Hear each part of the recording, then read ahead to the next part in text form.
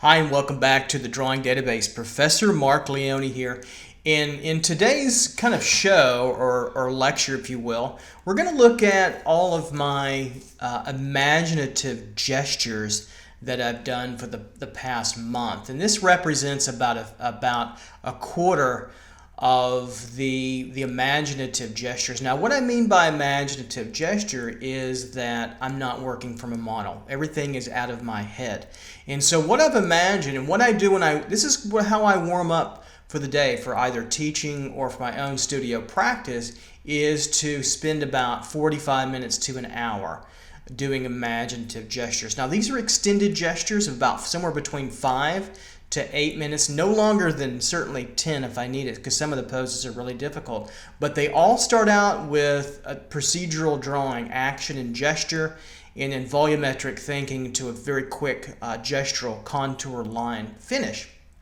The way I imagine these is as if the model was in the academic studio environment posing for students in our figure class. So and then again, that's how I warm up. So there's an accompanying video to this where I have, and I'll put the link in the video at the end here so you can reference that. So you've seen me demo it, but I wanted to see when I'm at one of my more private moments when I'm warming up. So these are done daily for the last month. I did almost 500. I think there was about 470 or so, and I saved the best.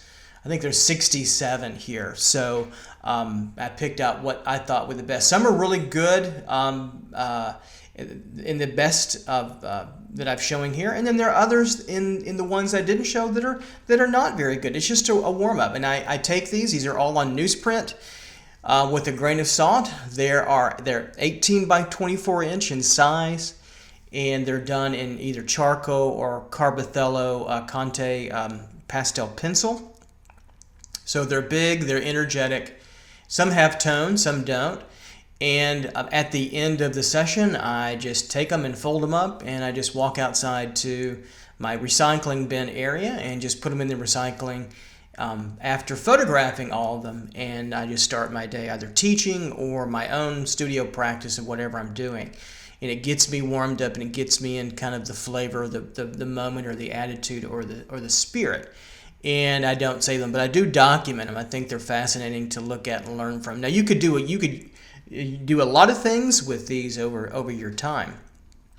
If you're starting this particular practice, this is an important part of your practice, to draw from your imagination, to start to understand the form through memory, poses through memory, and how body parts fit together and how they work together. And then another artist might come along and say, hey, I like this pose, or I like another pose, and draw from your own particular poses as well. So that's another option to do, and you can make those drawings much more longer and more significant if you want. But these are about the power of suggestion, movement, spirit. And I am drawing some anatomy there, and that might be something that you don't know a lot about, and that's okay. You could keep them shorter.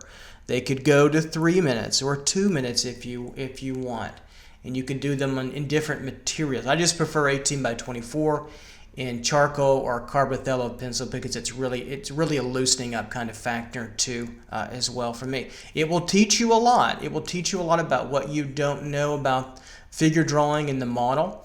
And then when you start to learn more, these will get more sophisticated, and they will get more efficient, and they will get more practice, and they will start looking more polished as well. So keep in mind that, be patient with yourself. They're for your practice. Nobody else has to see them, but I wanted to show you what they can look like, and what you can do with the power of your imagination, gesture, and memory, and also study. So use these as you will. You could use these for comparative analysis. Use them with the video link that I'll provide at the end, and use these as a warm-up perhaps too before you go in the classroom at your university or wherever you're at, or you start to polish up your skill as well.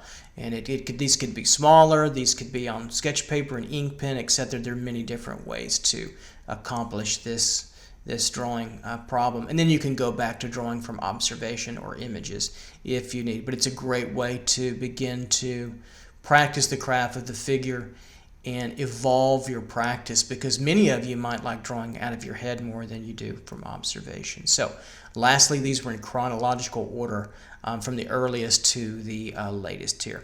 All right, you guys take care. If you want to do this, do more of these, send them to me. I'd be happy to look at it. If not, I'll see you soon. You guys take care. Bye-bye.